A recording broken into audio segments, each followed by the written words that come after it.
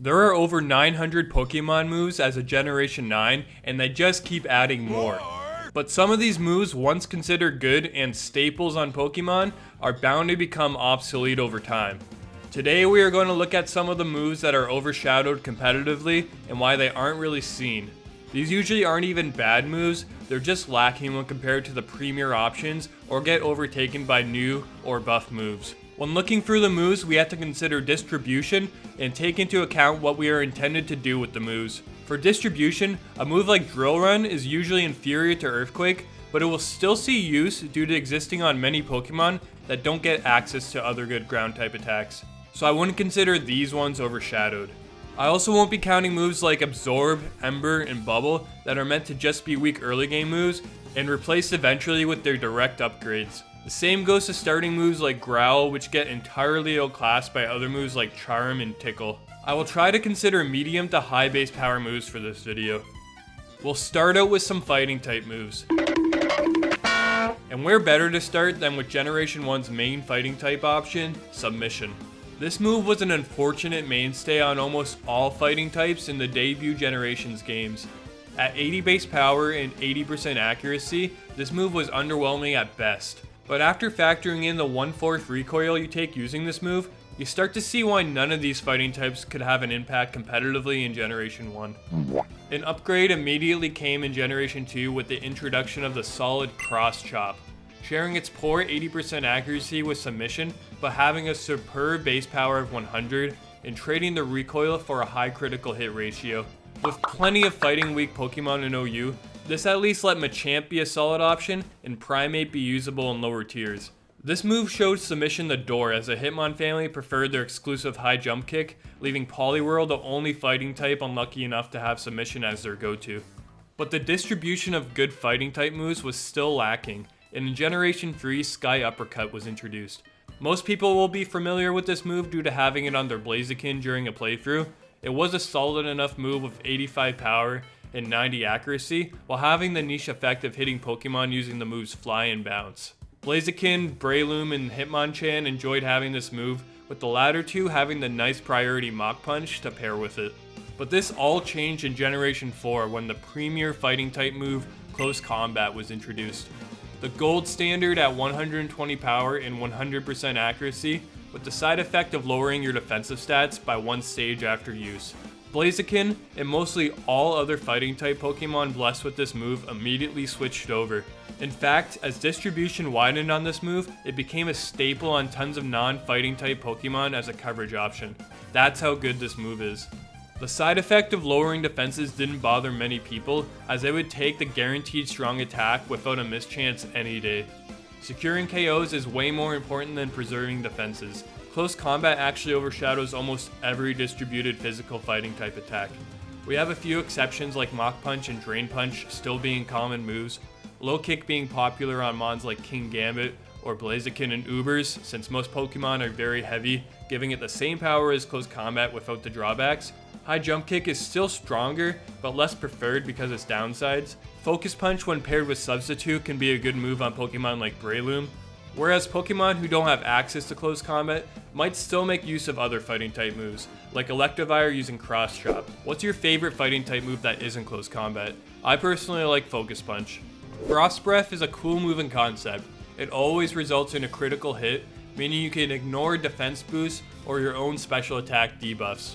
You would think this utility would see some use competitively. Well, not really. While the distribution is good enough, this move is just straight out classed by Ice Beam. Comparing the two, they have effectively the same base power since a crit does 1.5 times damage. But Frost Breath has only 90% accuracy, and the guaranteed crit is the secondary effect, while Ice Beam has 100% accuracy and a 10% freeze chance. It certainly doesn't help that every Pokemon who gets Frost Breath also has Ice Beam, plus Ice Beam has a chance to crit as well. This move does at least have a very particular use, being able to activate Anger Point on an ally in doubles. But other than that very specific strategy, you would never see this move. It would be cool to see it on Pokemon without access to Ice Beam to see if it would actually get used. Moving on to a ground type move, we see Magnitude. This move has been outclassed by Earthquake since their debut in Generation 1. Earthquake's consistency is the reasoning here, as it always hits for 100 base power, whereas Magnitude has a variable power between 10 and 150. This means it can be weaker than Mud Slap, or the strongest ground type move in the game. The average power of Magnitude comes to 71, with a 15% chance of it hitting harder than Earthquake. The one advantage it does have is triple the amount of PP, which is good for this one specific scenario I saw in a Freeze Eye video a while ago. But other than that, every Pokemon who gets Magnitude will also have access to Earthquake. They both get weakened in grassy terrain too, which doesn't even give it a use there. It's also overshadowed by High Horsepower, Stomping Tantrum, and even Bulldoze, all which see competitive use, even though Magnitude has the potential to be stronger than all of them. It goes to show how important consistency and secondary effects are competitively. Now this one kinda confuses me. Zygarde has 4 signature moves, but 3 of them seem like they just thought of the same move and kept adding onto it. They all have 90 base power, 10 PP, 100% accuracy, are ground type, and hit both opponents in a double battle. First we have Land's Wrath. It just does damage.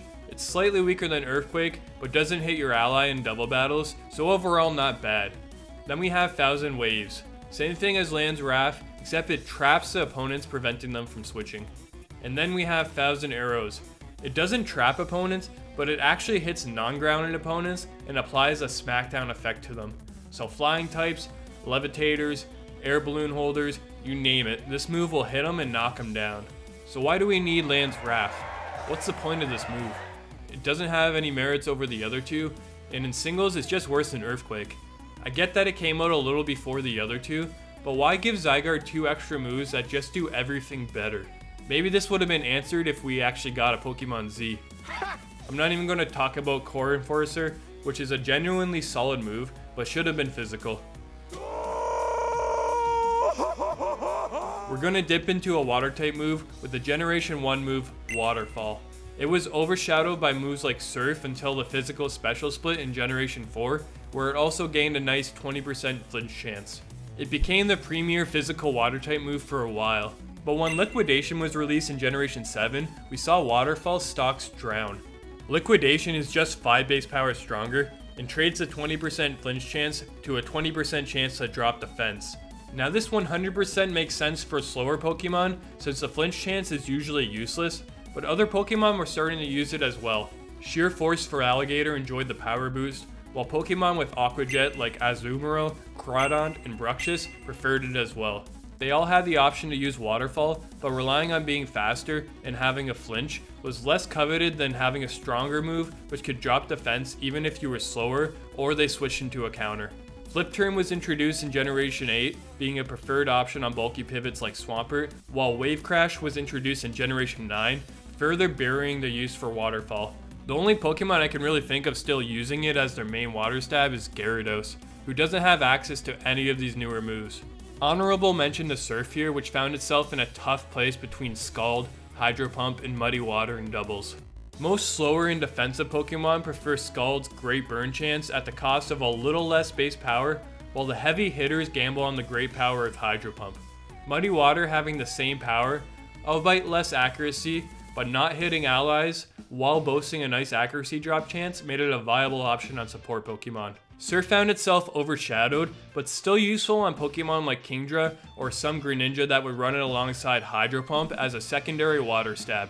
It would be able to nab some KOs Scald wouldn't, and you didn't have to risk the miss of Hydro Pump. The next moves are ones that people were begging to have an upgrade made.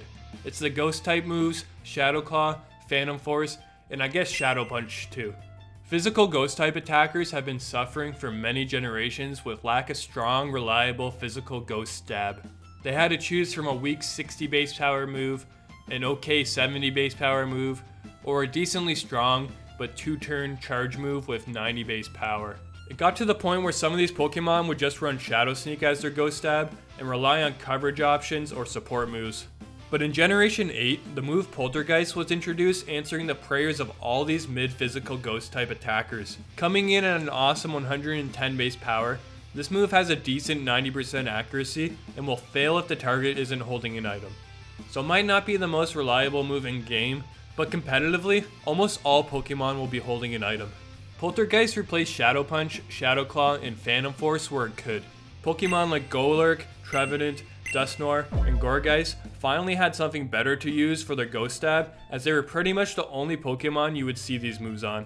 While Pokemon like Decidueye and Alolan Marowak could slap this move on over their own solid signature moves for a heavier hit. You may still see the odd Phantom Force Dragapult, as it doesn't have access to Poltergeist, but this move really did eliminate the need for those three. The normal type feels like it has too many of these overshadowed moves to count.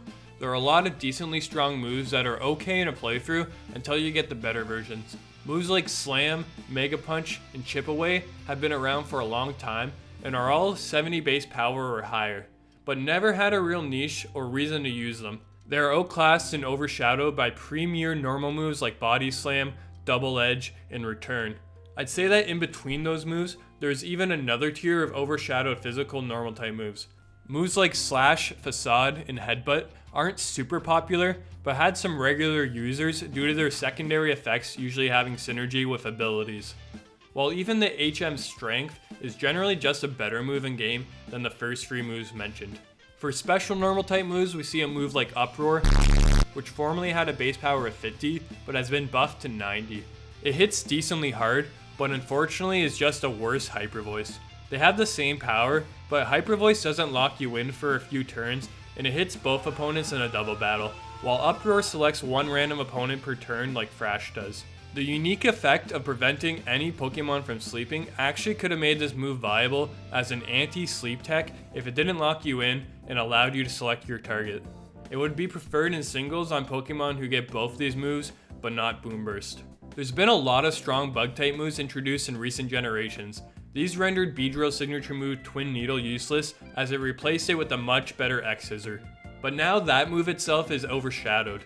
The recent introduction of moves like First Impression and Lunge, U-Turn, and the strong Mega Horn having more distribution, and the huge buff to Leech Life made X-Scissor travel from the go-to bug type attack and occasional coverage move to being bumped down into obscurity. You pretty much would only see X-Scissor used on a few Pokemon who don't have access to any of those moves, like Armaldo and Pinsir for example.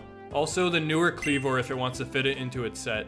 It is boosted by its sharpness ability at least, which makes it a very strong move, but it still often prefers U-Turn since it's usually tight on move slots and has a couple must-carry coverage options including Stone Axe and Close Combat. They should really give this move a high crit ratio to help it stand out. There are a lot of Psychic type moves. After normal, it is the typing with the most moves, and there are a few overshadowed moves as well. We have the move Extrasensory, which is like a big brother of Confusion and the slightly younger cousin of Psychic and Psyshock. If you don't know about this move, it actually has the same base power as Psyshock, but doesn't have the unique trait of hitting on the physical side. With 10 less base power than Psychic, and having a 10% flinch chance instead of Psychic's 10% chance to drop Spadef, it's clear why this move isn't really seen. Pretty much every Pokemon that would want Psychic coverage and has Extrasensory would also have access to Psychic. It's been widely accessible as a TM since Generation 1, giving it a lot more users than Extrasensory. There are a couple instances this move was used, like on Protean Greninja to help it get past Toxapex, since Greninja does not have access to any other Psychic attacks. Psychic isn't the greatest non-stab coverage option due to only hitting 2 types super effectively. It is a viable option on Raikou and Shiftry as well, but you're pretty much only going to pack these moves if you're expecting a specific problem Pokemon. Otherwise, this move is very overshadowed. There are a couple other Psychic moves like Psywave, which I've seen used on defensive Bronzong for somewhat consistent damage, but I put that more in the category of moves that a certain Pokemon used on a specific set, which may make a cool video going forward. We also have Farigiraf's signature move Twin Beam that is a 40 base power move that hits twice. It just doesn't provide much over Psychic, as this Pokemon isn't looking to one-shot through Sashes and Sturdy. It would prefer Psychic, Psyshock, Stored Power, or Future Sight any day.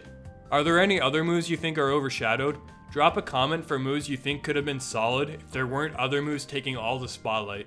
And if you enjoyed this video, make sure to check out this video next.